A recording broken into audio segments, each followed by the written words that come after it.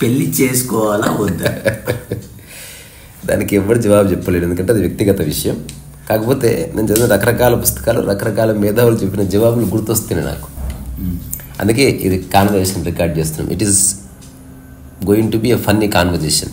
At least నా point of వ్యూలో మీకు నవ్వొస్తలేదో నాకు తెలియదు. పెళ్లి చేసుకోవాలా వద్దా అని ఒకసారి ఒక మాస్టర్ని అడిగాడు శిష్యుడు. ఆయన ఏం చెప్పాడంటే, నువ్వు రోడ్డు మీద పోతున్నప్పుడు అమ్మాయిలు పోతున్నారు అనుకో, తలదిప్పి చూసావు అనుకో, చేసుకో అన్నాడు. అంతే. అంటే ఎక్కడో చోట నీకు ఇంట్రెస్ట్ ఉంది అమ్మాయి అంటే. అందరికి ఉంటుంది కదా. పెళ్లి చేసుకోవాలా, పెళ్లి దేనికి చేసుకుంటావు? ముగ్గేయడానికి కాదు కదా. You want to do something with her, అందుకే చేసుకుంటావు కదా. ఇప్పుడు పెళ్లి గౌరవించడానికి చేసుకుంటారా? పెళ్లి కనుబొమ్మలకి ఇట్లా కాటుకు దిద్దడానికి చేసుకుంటారా? చేసుకోరు కదా. ఏదో చేస్తున్నారు, ఎవరికి తెలియదు అదేమిటో, దానికోసమే చేస్తున్నారు. అదే ముఖ్యమైన, that is the fulcrum of the marriage. అది లేకపోతే వివాహం లేదు. పెళ్ళి ఇద్దరికి జరగట్లే, రెండుకి జరుగుతుంది. ప్యూర్ లవ్ పెళ్ళికి సంబంధం లేదు. అది పెళ్ళికి సంబంధం ఎదురా. లవ్ అనేది ఇద్దరి మధ్యన జరిగే ఒక ఒక ఎక్స్ప్రెషన్. అది అది ప్రపంచిక పరిభాష అయితే ఇద్దరి మధ్యన ఎస్టాబ్లిష్ అవుతుంది. అది ఫైన్, మనకు తెలిసిందే. రామకృష్ణ పరమహంస అయితే నిర్ద్వందంగా చెప్పిండు చేసుకోవద్దని. ఎందుకు చెప్పలేదు ఆయన. అంటే చేసుకుని ఏం చేస్తావు? అనవసరంగా సంసార చట్రంలో ఎందుకు పడతావు? మీరెందుకు చేసుకున్నారు? నేను చేసుకోలే పెళ్ళి. అంటే చేసుకునే ప్రాపంచికంగా ప్రపంచంలో అట్లా నాకు అంటే క్లారిటీ ఉండాలి. ఇప్పుడు నేను చేసే ఒక చేష్ట చూసి నువ్వు అందరూ తాళి కట్టారు, నేను తాళి కట్టాను అనుకోవద్దు. ఈ తాళి కట్టుతున్న వాడి మనసు కూడా చూడాలి.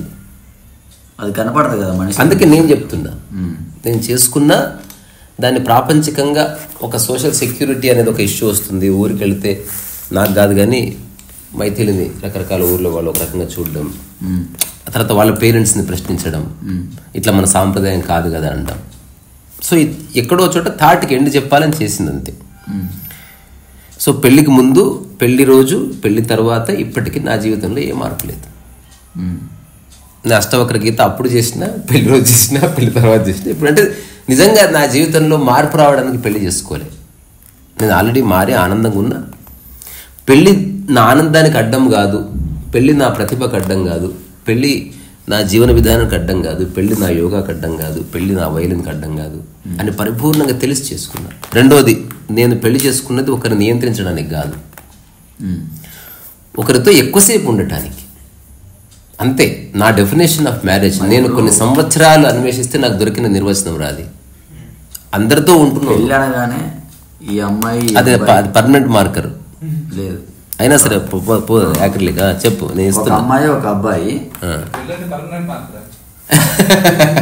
పెళ్ళి అనేది పర్మనెంట్ మార్కర్. ఒక అమ్మాయి అబ్బాయి పెళ్ళైన తర్వాత ఇక వేరే వాళ్ళతో అటాచ్మెంట్స్ ఉంటే దాని అక్రమ సంబంధం అంటున్నాం కదా. అదంతా ప్రాపంచికంగా. పెళ్ళి అనేది ఒక నిర్వచనంలో బందీ అయింది కాబట్టి ఆ నిర్వచనానికి అగెనిస్ట్గా వెళ్ళినప్పుడు ఏదో ఒక ట్యాగ్ వేస్తారు కదా. ఉదాహరణకి ఒక అడవిలో నువ్వు రోడ్డు మీద పోతున్నప్పుడు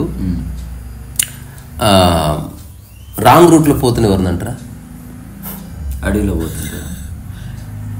అక్కడ నియమం లేదు, నిర్వచనమే ఫిక్స్ కాలేదు కాబట్టి అక్కడ నువ్వు ఎట్లా పోయినా ఏమి కాదు.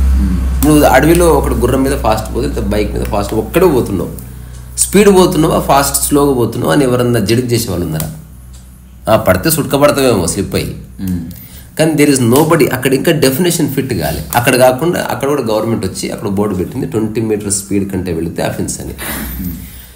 అక్కడ నియమం వచ్చింది కాబట్టి ఆ నియమాన్ని అనుసరించి నువ్వు చేస్తావా లేదా బైక్ వదిలేస్తావా నీ ఇష్టం. సో ఇప్పుడు ప్రపంచంలో పెళ్ళనే నిర్వచనం నేను అర్థం చేసుకొని దాన్ని మరింత లిబరల్గా చూస్తున్నా. నేను ఎవరిని బంధించడం లేదు, ఏది కోరుకోలేదు. బంగారం కానీ, ఆస్తి కానీ, ప్రాపర్టీ కానీ, రెస్పెక్ట్ కానీ. నాకు చేసుకుంటే ఎవరైనా అలానే ఉండాలా? అలా ఉంటే బాగుంటుంది. అప్పుడు పెళ్లి చేసుకోనట్టే. ఎలాంటి వాళ్ళు పెళ్లి చేసుకోవచ్చు? ఆర్థికంగా స్టేబుల్ అయితే వివాహానికి నీకు 50% అర్హత ఉన్నట్టు. ఆర్థికంగా డబ్బు లేకుండా పెళ్లి మాత్రం చేసుకోవద్దు.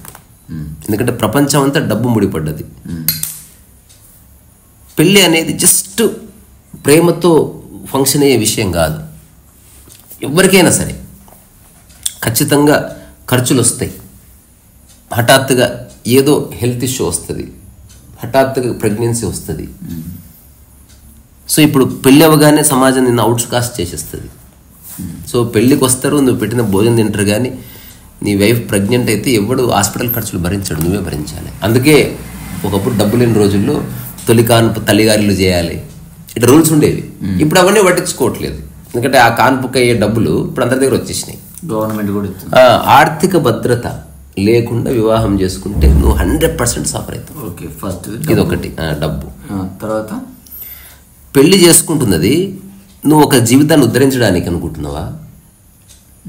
పెళ్లి చేసుకుంటున్నది జస్ట్ శృంగారం, ఆ ఇచ్చ తీరడం కోసమా? పెళ్లి చేసుకుంటున్నది ప్రపంచంలో ఎవడు నీ మాట వినడం లేదు కాబట్టి ఒకరి మీద ఆధిపత్యం చేయాలని చేసుకుంటున్నావా? దేనికి చేసుకుంటున్నావో నువ్వు ఒక అవగాహన లేకుండా చేస్తే పెళ్లి దెబ్బతింటుంది. అందరూ ఆప్షన్ సీనే. నాకు ఒక ఫ్రెండ్ ఫోన్ చేసి చెప్పాడు, ఏదో నాకు బీద అమ్మాయిని, డబ్బులే అమ్మాయిని చేసుకోవాలరా, ఆమె కుటుంబాన్ని నిలబెట్టాలన్నాడు. ఇవన్నీ పిట్ట కథలు చెప్పకు నాకు. నీవు చెప్తే ఎవ్వడు వినట్లేదు. ఇప్పుడు నువ్వు ఎట్లా చెప్తే అట్లయినా ఒక బానిస కావాలి నీకు, నా కొడక.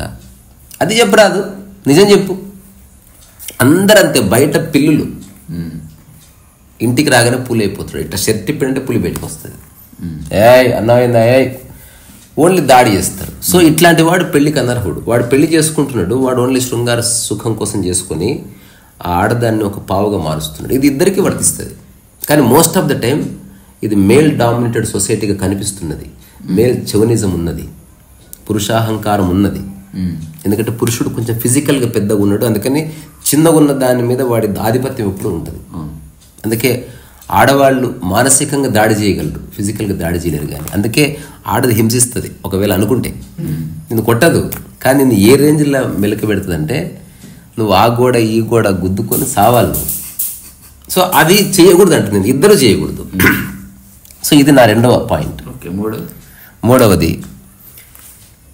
ఒక వ్యక్తితో ఎక్కువసేపు కలిసి ఉంటే బాగుంది అన్న భావన కలిగినప్పుడు ఆ వ్యక్తిని పెళ్లి చేసుకోవాలని శరీరాన్ని చూడకూడదు, అందాన్ని చూడకూడదు, డబ్బును చూడకూడదు. నేను డబ్బును చూడకూడదు అన్నగా నీ దగ్గర డబ్బు ఉండొద్దు అనలే.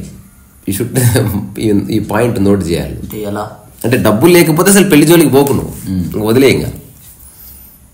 ఒకవేళ డబ్బు ఉంది, నువ్వు పెళ్లి చేసుకోవాలనుకున్నప్పుడు మళ్ళీ డబ్బు మాధ్యమాన్ని ఎంచుకోకు. ఇంకా నీకు ఒక అమ్మాయి నచ్చితే ఆ అమ్మాయి ద్వారా డబ్బు వస్తే తీసుకుందువు, కానీ ఆ అమ్మాయికే ఉండాలి డబ్బు. అది ఆ అమ్మాయికి సంబంధించిన ₹1 కానీ ఆమె ఆస్తి కానీ బంగారం కానీ నువ్వు హక్కుగా వాడుకో. సరే, ఇది అబ్బాయి పాయింట్. అమ్మాయి పాయింట్ ఆఫ్ వ్యూ సేమ్. ఇప్పుడున్న ఆధునిక ప్రపంచంలో వాళ్ళు ఎలాంటి వాళ్ళని చూస్ చేసుకోవాలి? అదే, సరిగ్గా ప్రవర్తించేవాడిని చూసుకోవాలి. జస్ట్ అందగాడు 6 feet ఉన్నాడు. మా ఊర్లో ఒక అమ్మాయి ఉన్నది, ఎంతమంది అబ్బాయిలు ఆమె వెనుకబడ్డారో. అసలు ఎవరిని లైక్ చేయరు. మంచి ఇప్పుడు ఎవరెవరైతే ఆమె వెనుకబడ్డారో వాళ్ళు వెల్ సెటిల్డ్. ఇప్పుడు నాకు తెలుసు ఆమె ఏరి కోరి ఒకటి చేసుకుంది, వాడు పట్టపగలు చుక్కలు చూపించాడు, ఎండిపోయిన డ్యామ్లో నీళ్ళు తెప్పించినాడు. అట్లా రకరకాలుగా వాడు హింసించింది. ఆ అమ్మాయి జీవితం కొలాప్స్ అయిపోయింది. ఎందుకంటే ఒకసారి వివాహం అయిపోయిన తర్వాత నువ్వు ఇంకొకరితో తినడానికి రాదు, ఆ విషయాన్ని బయట చెప్పుకోవడానికి రాదు, ఆ పడక గదిలో ఏం జరుగుతుందో అది బయటకు తెలియదు. ఒకవేళ జరుగుతున్నది సెక్స్ ఓరియంటెడ్ విషయాలు అనుకుందాం, కానీ బయట చెప్పుకోలేక వేరే విషయాల గురించి గొడవ పడతారు. అందుకని అందరూ వేరే విషయాల గురించి సలహాలు ఇస్తారు. అవి ఎప్పుడు అతుకోవు, అవి డైరెక్ట్గా నేరుగా చెప్పలేరు మనకి. ఎందుకంటే ఈ విషయాన్ని ఓపెన్గా డిస్కస్ చేసే ఒక విద్యా వ్యవస్థ లేకున్నది కాబట్టి. సో ఇప్పుడు నా అండర్స్టాండింగ్ ఏంది, నేను ఇవన్నీ ఆలోచించిన. నేను ఎప్పుడో చేసుకోవచ్చు పెళ్ళి, నా దగ్గర కొంత డబ్బుకి కానీ వాటి నాకేం తక్కువ. చేసుకోకపోవడానికి కారణం చాతగాకు కాదు, ఎనేబిలిటీ. అసలు ఇది ఏమిటి అసలు? ఇప్పుడు కుక్కను పెంచుకోవడం వేరే, ఒక అమ్మాయితో ఉండడం వేరే. కుక్కను పెంచుకున్నప్పుడు కుక్క మనసుకు నువ్వేం రెస్పెక్ట్ ఇవ్వవు, కుక్క ఫీలింగ్స్ నువ్వేం రెస్పెక్ట్ ఇవ్వవు, చెట్టు ఫీలింగ్స్ నీవేం రెస్పెక్ట్ ఇవ్వవు. కొన్ని నీళ్ళు పోస్తే అట్లా పడుంటుంది, కారు అనుకో అట్లా కింద పార్క్ చేస్తే పడుంటుంది. ఒక మనిషి అట్లా పడుండడు. సో భూమి మీద ఎక్కువసేపు నువ్వు కలిసి ఉండేది చైతన్యంలో. చిన్నప్పుడు అమ్మతో కలిసి ఉంటావు, కానీ అప్పుడు నీకు మనసు లేదు. పూర్తి యవ్వనంలో చైతన్యంలో అట్లాంటి మరొక ప్రాణం ఉన్నప్పుడు ఫ్రిక్షన్ వస్తుంది ఖచ్చితంగా. ఇప్పుడు ఒక బలవంతుడు ఒక వీక్ పర్సన్ అనుకో, దెర్ ఇస్ నో ప్రాబ్లం. ఒక పార ఒక చిన్న రాయిని లేపాలి, ప్రాబ్లం లేదు. పార ఇంకొక పార కూడా వచ్చింది అనుకో, రెండు స్ట్రాంగ్ ఉంటాయి కాబట్టి కష్టమైపోతుంది. సో అందుకని నీవు యవ్వనంలో ఉన్నావు, నీ మనసు సజీవంగా ఉంది, నీకు రకరకాల జీవితం పట్ల ఐడియాలజీస్, ఆలోచనలు ఉన్నాయి, డబ్బు పట్ల వైఖరులు ఉన్నాయి, శృంగారం పట్ల వైఖరులు ఉన్నాయి, సాంప్రదాయం పట్ల వైఖరులు ఉన్నాయి. ఇన్ని కాంప్లెక్సిటీస్ ఉన్న నీవు ఒక మనిషితో ఎట్లా జల్లపోతావు without having a proper understanding? అందుకే కారు ఎక్కితేనే నువ్వు ఆలోచిస్తావు, ఈ కారు ఏమిటి, ఎప్పటి మోడలు, గేరు ఫ్రంటా బ్యాకా అండి, పెట్రోల్ ఉందంటే చూసుకుంటావు కదా. అట్లా నువ్వు హఠాత్తుగా వివాహంలోకి ఎంటర్ కావడానికి లేదు. ఒకప్పుడు వివాహాలు ఎందుకు సక్సెస్ అయినాయి? సక్సెస్ అవ్వలేదు, సక్సెస్ అయినట్టు అనిపించింది అంటే చిన్న వయసులో చేసేవాళ్ళు. అందుకని ఊర్లో ఆల్రెడీ రకరకాల కట్టుబాట్లు ఉండేటివి. అందుకని వాళ్ళు ఎదగనప్పటి నుంచే ఒకరి మీద ఒకరు ఆధారపడ్డారు. ఇప్పుడు వీడు 7వ తరగతి చదువుతున్నాడు, ఆ అమ్మాయి 4వ తరగతి చదువుతుంది, బాల్య వివాహం చేశారు. పేరెంట్స్ ఏం చేస్తారు, నీ మొగుడు వచ్చిండే అని ఆకుతున్నా అంటది ఆ పిల్ల. నేను చూసినటువంటి వివాహం, నేను ఆడుకుంటున్నా, దెబ్బలు పడితే మీ ఆయనకు కాళ్ళకు నీళ్ళు ఇవ్వాలని తెలియదా నీకు? సో పెద్దోళ్ళందరూ కలిసి వాళ్ళని ఘోరంగా టేమ్ చేసేటోళ్ళు. అట్లా ఆ అమ్మాయి పెద్ద మనిషి అయ్యి వీడు కొంచెం మీసప్ కట్టు వచ్చేసరికి వీడికి చిన్న కూరగాయల షాప్ పెట్టించేటోళ్ళు, ఆ అమ్మాయి మెల్లమెల్లగా దగ్గర చేసేటోళ్ళు, కలిసి పడుకొని ఇచ్చేవాళ్ళు కాదు. ఎప్పుడైతే ఆ శృంగార భావన కలుగుతుందో అప్పుడు ఒక తొలి రాత్రి అనుభవం ఏర్పాటు చేసేవాళ్ళు. సో అప్పటికే వాళ్ళకి ఒకరితో ఒకరికి ట్రెమెండస్ ఫ్రెండ్షిప్ ఏర్పడ్డది. అప్పటికే వాళ్ళు ఇప్పుడు వాడు రాగానే షర్ట్ ఇప్పేస్తే అమ్మాయి కుక్కకి తగిలేస్తుంది. ఇప్పుడు ఈ సినిమా సీతమ్మ వాకిట్లో సిరిమల్ల చెట్టు, అంజలి క్యారెక్టర్ ఎగ్జాక్ట్లీ. అందుకని అసలు వాళ్ళ మనసు వేరే చోటికి పోయేది కాదు. కరప్ట్ లేకుండా ఫస్ట్ టైం నువ్వు పట్టుకున్నావు కాబట్టి, ఎర్లీ ఏజ్లో వచ్చారు కాబట్టి వాళ్ళకి కలిగిన శృంగార భావన కానీ వాళ్ళు అనుభవించిన విధానం వేరే వాళ్ళతో అసలు పోల్చుకోలేదు కాబట్టి వాళ్ళకి జరిగిందే గొప్పది అనుకున్నారు వాళ్ళు. ఇప్పుడేమైంది, యూ హ్యావ్ సీన్ ఆల్. అంతెందుకు ఊర్లో పల్లెటూరులో ఎవడో రొట్టె చేశాడు, ఆ రొట్టె తాత తింటా ఉన్నాడు. అతనికి తెలియదు బెస్ట్ టేస్ట్ ఏందో, అదే బెస్ట్ అనుకుని తిన్నాడు అంతే. ఎప్పుడైతే సిటీకి వచ్చి తాత రకరకాల పిజ్జాలు బర్గర్లు ఇప్పుడు ఇంటికి వెళితే ఆ రొట్టె తీస్తే నీ అక్క నువ్వు ఈ అమ్మాని మొహాన్ని కొడతాడా కొట్టడా? కొట్టకపోయినా క్వశ్చన్ వస్తా లేదా? వాడు బలవంతం చేసి నువ్వు నేర్చుకోపో, నేను ఇట్లా నేలుకోను, ఇట్లా రొట్టెలు చేసేదా నేలుకోను. సేమ్ ఇదే డైలాగ్ అన్నిటికీ కొట్టిస్తుంది. ఎన్నో సినిమాలు వచ్చినాయి. సో సమగ్రంగా అర్థం చేసుకోకుండా వివాహం చేసుకోవద్దనేది నేను ప్రాక్టికల్గా చెప్తున్నా. నా ఫ్రెండ్స్ అందరికీ డిగ్రీలు చదివే పిల్లలు ఉన్నారు. నేను ఎప్పుడు గిల్ట్ ఫీల్ అవ్వాలి. నేను మా అమ్మ ఎన్నోసార్లు బలవంతం చేసి ఈ విషయం చెప్పిన, వివాహం చేసుకోకపోవడం చాలా చిన్న విషయం. ఇట్లా భూమి ఇట్లా గుంత తీసి గింజ నాటడం కంటే ఈజీ వివాహం చేసుకుంటాం. ఏవో కొన్ని అబద్ధాలు చెప్తే పెళ్ళి అవుతుంది. ఏముంది పెళ్లి కావడానికి నువ్వేమైనా సత్యం చెప్పాలన్నా? అవసరాలు ఉన్నాయి, ఏదో ఒకటి నువ్వేమన్నా బెస్ట్ సంబంధం దొరుకుతుందా? నీకున్న బోడీ ఆస్తికి అటువంటి బోడీ సంబంధం దొరుకుతుంది బేసికలీ. సో నాకు మొట్టమొదటి వచ్చిన క్లారిటీ ఏంటంటే, ఆర్థికంగా నేను స్టేబుల్ కాకుండా వివాహంలోకి ఎంటర్ కావద్దు. Because I have seen hundreds of families, చాలా క్లోజ్గా ఎరుకలో చూస్తుంది. అంటే ఉత్తగా ఏదో మాట వరుసకు వ్యాఖ్య చేయడం లేదు, అందులో నా కుటుంబ సభ్యులు కూడా ఉన్నారు. నేను అర్థం చేసుకున్నది, వీళ్ళ సమస్యలకి మూల కారణం డబ్బే. రెండవ మూల కారణం ఏమంటారు, మైండ్ సరిగ్గా లేదు, విషయాల పట్ల అవగాహన లేదు. మూడవ కారణం ఒకరినొకరు బానిసగా చూస్తున్నారు. ఎవరు నా మాట విన్నా వినకపోయినా నువ్వు నా మాట వినాలంటది భార్య. ప్రపంచంలో ఎవరు నా మాట విన్నా వినకపోయినా నువ్వు నా మాట వినాలంటున్నాడు భర్త.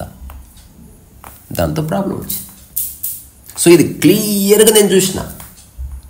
దాంతోపాటు సంశయం ఉన్న మనసు ఉన్నవాడు చేసుకోవద్దు. If you have a doubtful mind, don't marry. ఎందుకంటే ఏ విషయంలో అయినా డౌట్ఫుల్ మైండ్ ఉందనుకో, ఏదో ఒక విషయంలో ఉండదు. కొందరికి అన్ని విషయాల్లో డౌట్ ఉంటుంది. కొందరికి అన్ని విషయాలు, ఇప్పుడు కార్లో పోతుంటే వీడు ఇంజన్ సరిగ్గా కొందరు గుద్దిపాడు దెబ్బ అంటారు వాడు. ఉంటారు కొందరు. కొత్త షర్టు మొత్తం ప్యాక్ అయ్యింది అంటే, నేను రీసెంట్గా ఫ్రెండ్తో మొబైల్ కొని కొత్తగానే మొబైల్ కొందంటే ఆ డౌట్ఫుల్ పర్సన్ వాడు ఏమో తెలుసా, ఇంటికి పోయి నాకు కొత్తది ఆన్ కాకపోతే అని అడుగుతున్నాడు.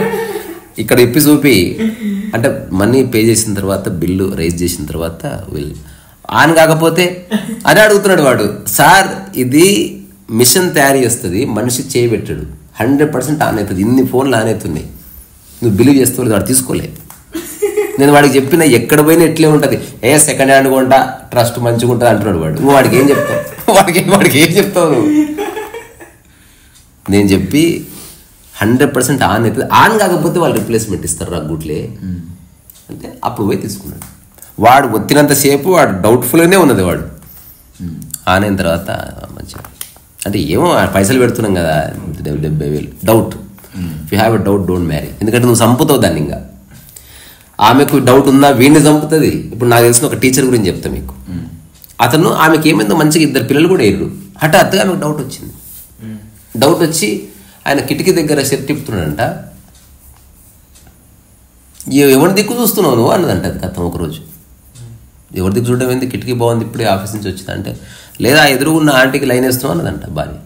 ఇప్పుడు అది నేను వేయడం లేదో అని చెప్పలేక పోయి అడిగిస్తాం పాట. అసలు వాడు ఎవరు కూడా తెలియదు వీడికి, వీడు నిజంగా లైన్ వేసేటోడు కాదు. సో ఇప్పుడు ఇల్లు నరకం చేసేసింది ఆమె. మంచిగా తయారైపోతుంది. ఇంకా పో తయారైపో అంటుంది. నువ్వు ఎట్లా చెప్తావు? ఇంకా ఎప్పుడు నిరంతరం కలిసి ఉండే వ్యక్తి ఒక్కసారి నేను అనుమానించడం మొదలుపెట్టిన తర్వాత ఏం చేస్తావు? నేను అడిగాడు సొల్యూషన్ ఉందంటే సొల్యూషన్ ఉందని చెప్పిన చేశాడు, వర్కౌట్ అయింది. అది నేను చెప్పాను, అది పూర్తి వ్యక్తిగతం. కానీ he suffered immensely 1 or 2 years. Even he thought of ending himself. ఎందుకంటే పిల్లలు ఉన్నారు, ఎంత చెప్పినా వినడం లేదు ఆమె. ఆఫీస్కి వెళ్ళినా సరే గంటకు ఫోన్ చేయాలి, మెసేజ్ చేయాలి, వీడియో కాల్ కూడా చేయాలి. ఎక్కడున్నావు అంటే ఎక్కడున్నావో కాదు, స్కూల్లో ఉన్నావా, పక్కకు ఫ్రెండ్కి మా ఆయన కరెక్టే చెప్తున్నాడా, ఈ రేంజ్లో దాడి చేస్తుంది. ఇంకా సేమ్ అమ్మాయి జరగచ్చు. అంటే ఇక్కడనే జరగచ్చు. అబ్బాయి అమ్మాయిని అనుమానించిన, అమ్మాయి అబ్బాయిని అనుమానించిన ప్రాబ్లం. ఇద్దరిని అవమానించుకుంటే సూపర్. అసలు అది తొందరగా విడిపోవచ్చు, ఎవరి దారి వాళ్ళు చూసుకోవచ్చు. ఇది ఒకటి నేను గమనించింది. మంచి కుటుంబాలు కొలాప్స్ అయినాయి just because of the doubt. నా దగ్గరకు ఒక యూట్యూబ్ ఫ్రెండ్ వచ్చిండు, పెద్ద చెడామాడ తిప్పి వచ్చినా ఆమె తల్లిదండ్రులంటే దింపేసిన, ప్రూఫ్ దొరికింది అన్నాడు. ఏం ప్రూఫ్ దొరికిందని? వాట్సాప్ చాటింగ్ దొరికినాయి. అర్ధరాత్రి వరకు మెసేజ్ పెట్టింది, భోజనం చేశారా, I just did very nice అని పెట్టింది. ఇంతే. ఇది వాడికి దొరికిన అమూల్యమైన ప్రూఫ్. అంటే వీడి మనసులో ఏ రేంజ్ అనుమానం ఉంది చూడు అసలు. అంటే వీడు తెచ్చే లాజికంటే అర్ధరాత్రి ఒక పరాయ పురుషుడు మాట్లాడితే ఇంకా అదిగాక ఇంకేంది అంటున్నాడు వాడు. నేను నువ్వు ఫస్ట్ లే అంటే పర్సన్ లేచిండు, కొన్ని తీసుకురా ఎలా పడతాను కొన్నాడు. సో చెప్పిన ఏం డాడీ నీ మనసు ఇట్లా పాడైంది, నువ్వంటే ఆఫీస్కి పోతావు, నువ్వు 50 మందిని కలుస్తావు, నీకు టైం పాస్ అవుతుంది, ట్రాఫిక్ల నుంచి వస్తావు, రకరకాలవి చూస్తావు, నీ మనసు అడుగుతుంది. పాప మా వెంటనే బందీ అయి ఉంది కుక్కర్లో ఇడ్లీలాగా. ఎవడన్నా ఒకడు మాట్లాడితే కాస్త ఆసక్తి వస్తుంది. మాట్లాడితే నువ్వు అడిగి తెలుసుకోవాలి. నువ్వు మాట్లాడుతున్నావు కదా, is your friend, well wisher, పెద్దవాడా చిన్నవాడా, లేకపోతే తమ్ముడు అనుకుంటుంది, ఎవరు నాన్న ఎవరని అడుగు. ఒకవేళ ఆమె స్టాండ్ తీసుకుంది అనుకో, నాకు నువ్వు నచ్చలేదు అతను బాయ్ ఫ్రెండ్, అప్పుడు ఎస్ నువ్వు హంబల్గా అడిగితే చెప్తారు. నువ్వు అనుమానపు దృష్టితో ఎవరిని ఏది అడిగి ఇప్పుడు అడిగిండు చెప్పింది ఎస్ బాయ్ ఫ్రెండ్ అని. సో నెక్స్ట్ అప్పుడు నువ్వు స్టాండ్ తీసుకుందు అంటే అట్లీస్ట్ నీకు క్లారిటీ అయితే వచ్చింది కదా. సరే నీ జీవితం అద్భుతంగా ఉంటుంది ఆ తర్వాత నేను చెప్పను. ఆ చిన్న భావనతో నువ్వు లైఫ్ అంతా గిల్ట్తో చచ్చిపోవచ్చు. కొంతమంది అదే టైంలో యాంగర్గా ఉన్న వాళ్ళు అయితే కొట్టడమో చంపడం, అదే అంటున్నా, అవేవి ఉన్నా నువ్వు చేసుకోవద్దు. అంటే బ్యాడ్ టెంపర్ ఉన్నా డౌట్ ఉన్నా చేసుకోకూడదు. అంటే నువ్వు ఒక ప్రాణిని హింసించడానికి వివాహంలోకి ఎంటర్ అవుతలేవు. ఆల్రెడీ ఆనందంగా ఉన్నా నువ్వు. నేనే చిన్న ఫార్ములా చెప్పిన, ఒకటికి ఒకటి కలిస్తే 2 కావాలి కదా, అంతేనా? ఒకటికొకటి కలిస్తే 2. అట్లా నువ్వు ఆనందం ఉన్నవాడు ఒక ఆనందం ఉన్న ఆడదాన్ని కలిస్తే ఆనందం డబల్ కావాలి. ఆశ్చర్యం, ఆనందం సగం అవుతుంది. ఎందుకు మైనస్ అవుతుంది? ఇప్పుడు నేను పాటిస్తున్న నియమం, మేమిద్దరం కలుస్తున్నప్పుడు ఎవరి ప్రస్తావన తీసుకురా. ఇది నేను ఎప్పుడు రిక్వెస్ట్ చేస్తా, let us not discuss about anybody. నువ్వు నా గురించి మాట్లాడు, నేను నీ గురించి మాట్లాడతా. ఇప్పుడు నా గురించి నీకు పూర్తిగా తెలిసిపోయింది అనుకో, నాకేం చెప్పకింగా. తెలుసుకోవాల్సిన విషయాలు చెప్తూరా నేను డిక్లేర్ చేస్తూ వస్తా. అట్లాగే నీ గురించి నాకు ఏ సంశయాలు లేవు. ఇంకా అయిపోయింది. ఫస్ట్ డేనే నాకు సంశయాలు లేవు. నీకుండొచ్చు, నీ మైండ్ వేరే నా మైండ్ వేరే. కాబట్టి నువ్వు తేల్చుకో, అంతేగాని లైఫ్ అంతా ఈ డైలమాలు ఉండదు. రెండోది, ఇప్పుడు ఇంతవరకు ఎవరు చెప్పని వివాహానికి సంబంధించిన ఒక అవగాహన నేను చెప్తున్నా, ఇది నేను ఆచరిస్తూ చెప్తున్నా. నేను ఎవరినైతే వివాహం చేసుకున్నానో ఆవిడ నా కోసం పనిచేయడానికి నా ఇంటికి రాలే. తన పని తాను పరిపూర్ణంగా చేసుకోవడానికి ఇప్పుడు నేను క్షేత్రాన్ని అయితే తనకు. నేను ఆమెను పెళ్లి చేసుకుంది, ఆమె మీద నేను ఆధారపడడానికి లేను. ఆమె స్వేచ్ఛగా పనిచేసుకుంటుంది, నేను స్వేచ్ఛగా పనిచేసుకుంటున్నా. అట్లా 2 మహావృక్షాలకు ఎదిగి ఇద్దరు ఆనందాన్ని ఒకరి నీడను ఒకరు, ఒకరి ఫలాలను ఒకరు ఎంజాయ్ చేయాలి. దానికోసం వివాహం ఉంది అంతే తప్ప జస్ట్ నీ ఈగో సాటిస్ఫై చేసుకోవడానికి, నీ బూతులు ఎక్కడో తిడితే బాగుండదు కాబట్టి ఒకరి మీద చేసుకోవడానికి, నీ యొక్క రాక్షసత్వం, నీ కర్కశత్వం, నీ మూర్ఖత్వాలు ఒకరి మీద రుద్దడానికి వివాహం లేదు. అట్లా చేసుకున్న వాళ్ళంతా నా దృష్టిలో దుర్మార్గులే. వాళ్ళంతా డెఫినెట్గా స్వర్గానికి పోతారు.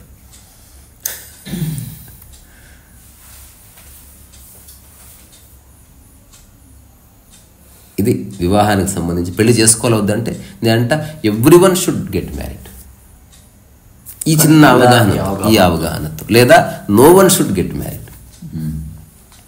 అందుకు నేను నాకు కుటుంబం తెలుసు. ఫస్ట్ మంచిగానే ఉంటారు, తర్వాత లేదు ఫస్టే ఒక ఎరుకల్లో నువ్వు ఎంటర్ కావాలి. నువ్వు మంచిగా ఉండరని కాదు, నువ్వు స్పష్టంగా ఒక విషయం. ఇప్పుడు ఒక కంపెనీ అగ్రిమెంట్ ఎట్లుంటుందో కొన్ని విషయాలు కలిసి మాట్లాడుకోవాలి.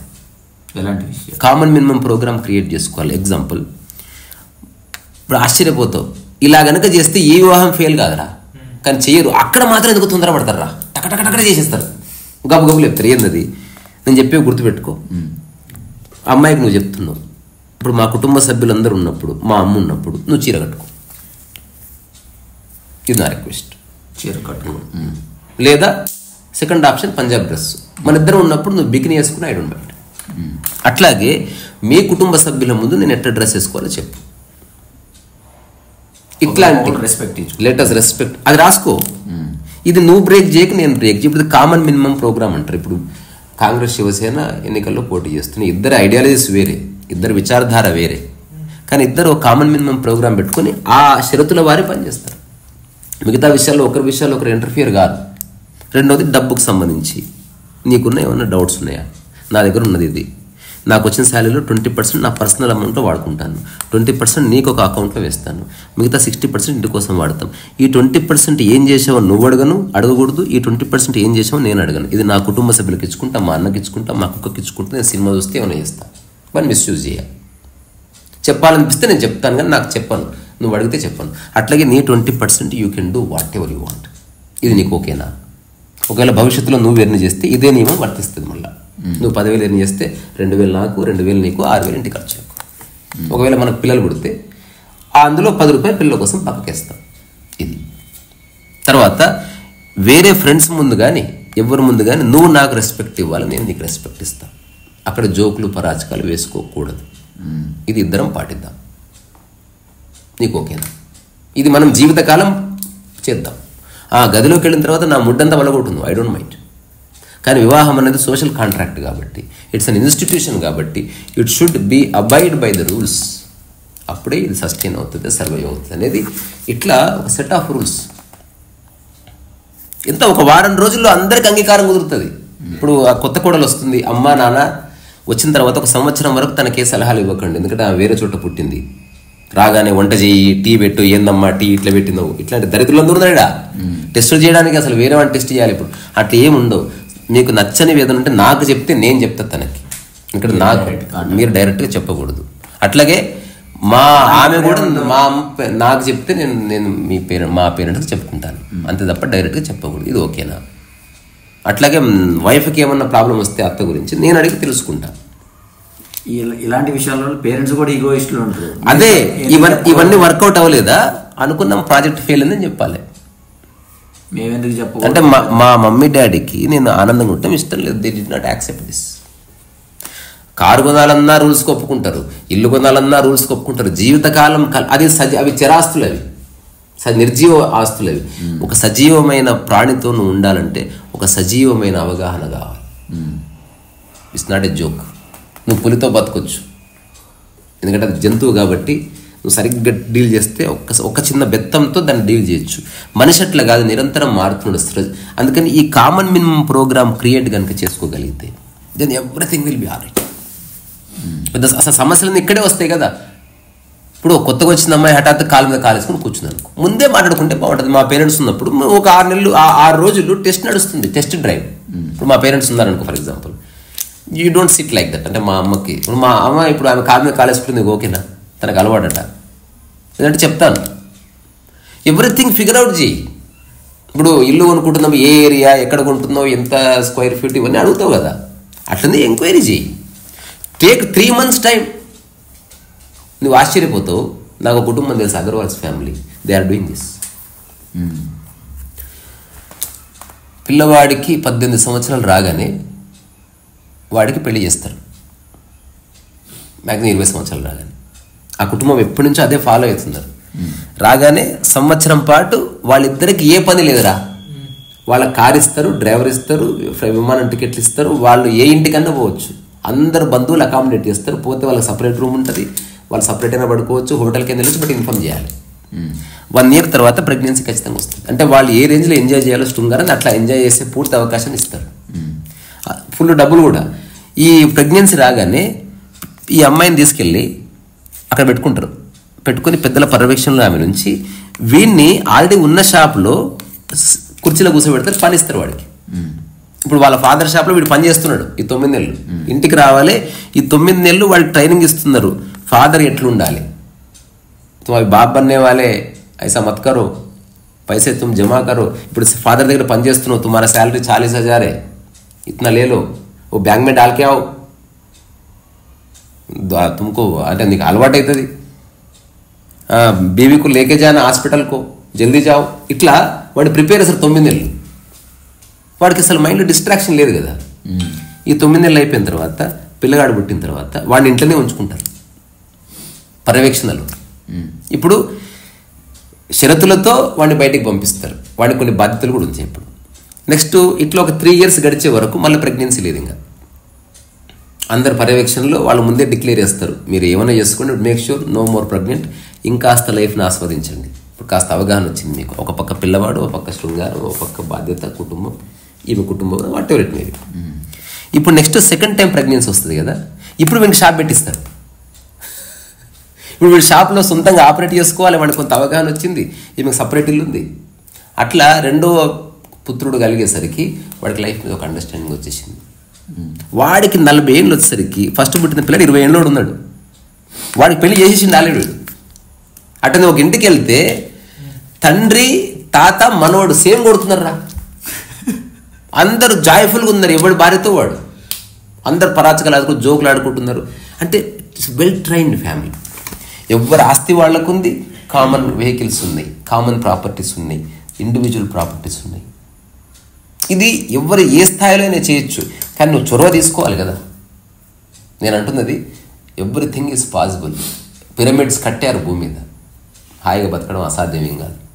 గొప్ప గొప్ప దేవాలయాలు నిర్మించారు, అద్భుతమైన థాట్ ప్రాసెస్. ఈ రాయి మీద ఆ రాయి నిలబెడుతుంది, ఎట్లా కూర్చోబెట్టాలి, అంత బ్రెయిన్ స్ట్రామింగ్ వర్క్ చేస్తే 1000 ఏళ్ళ నిలబెట్టదు ఒక టెంపుల్. నీ కుటుంబాన్ని నిలబెట్టడానికి నీ దరిద్రులు 4 రోజులు ఇవ్వరు, వీళ్ళ కాళ్ళు రగొట్ట.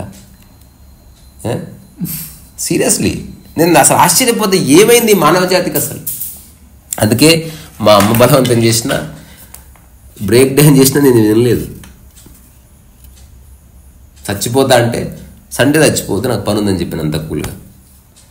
రెండోది నేను చెప్పిన ఇట్లాంటి పనికిరాని విషయాలు చచ్చిపోయినా అనుకో, ఎంత స్టూపిడ్ నువ్వు అసలు. రెండోది వివాహం నాది, నువ్వు బిడ్డ చచ్చిపోతావు, నీకేం సంబంధం. పోనీ ఇంతవరకు జీవితంలో వివాహాలే చూడలేదా, ఫస్ట్ వివాహం అనుకుంటున్నావా? మస్తు చూసిన మీది పెద్ద కొడుకు వివాహం అయింది కదా, క్యా ఫరక్ పడతా. ఇప్పుడు అక్కడ ఏం పెద్ద గొప్ప సంబంధాలు ఉన్నాయి చెప్పు, ఏం లేవు కదా, మామూలు టీవీ సీరియల్ వ్యవహారం ఉంది. ఇప్పుడు నా లైఫ్లోకి వచ్చింది పీకేది ఏమి ఉండదు నువ్వు.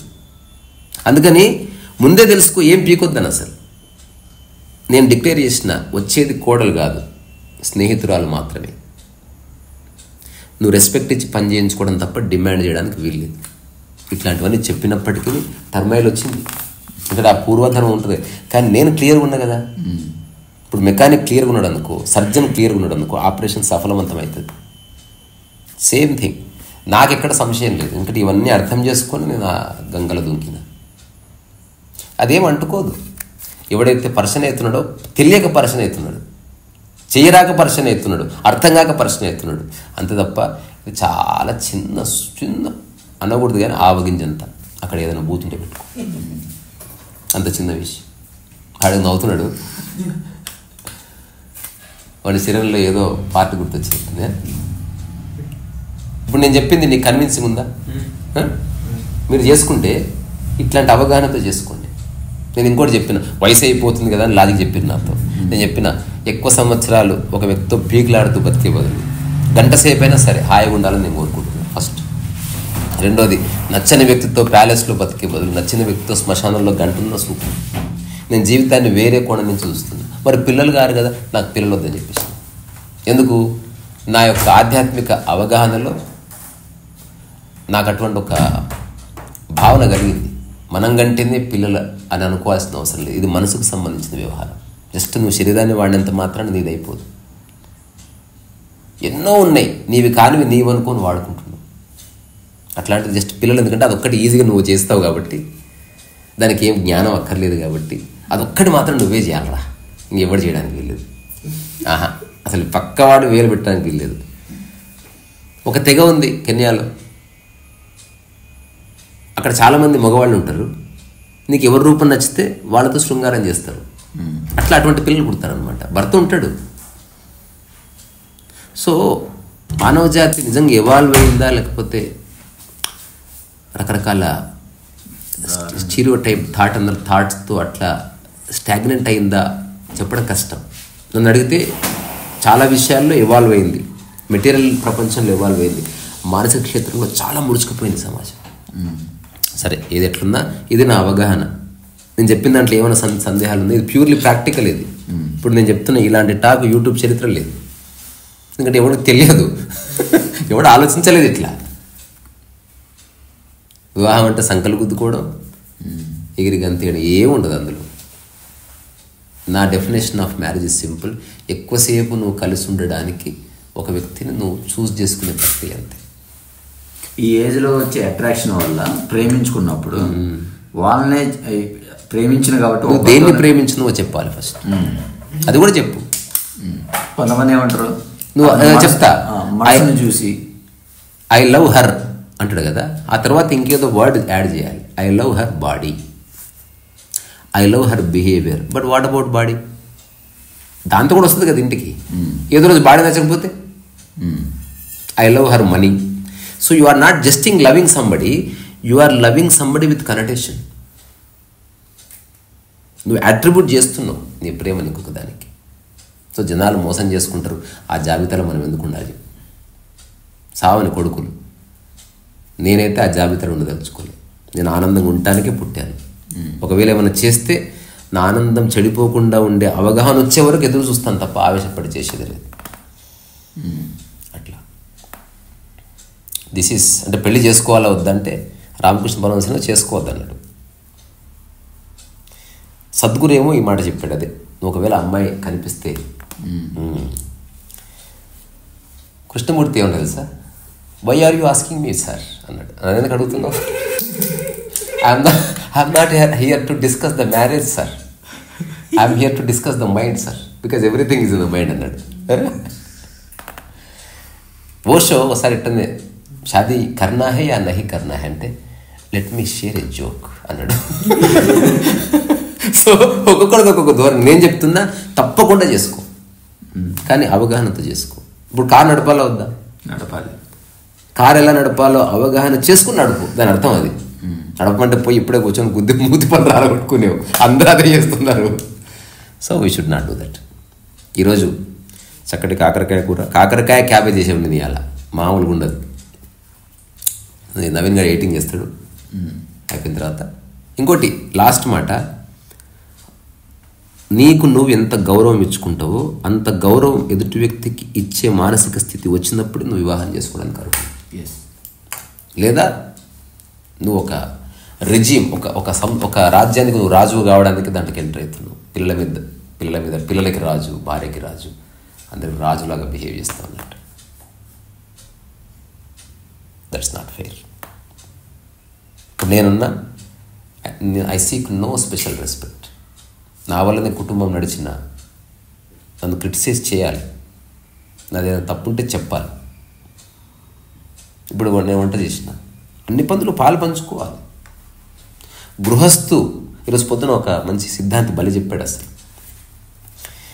సన్యాసాశ్రమం కానీ, బ్రహ్మచర్యము కానీ, గృహస్థము కానీ, వానప్రస్థము కానీ, 4 ఆశ్రమాలకి గృహస్థే ఆధారం.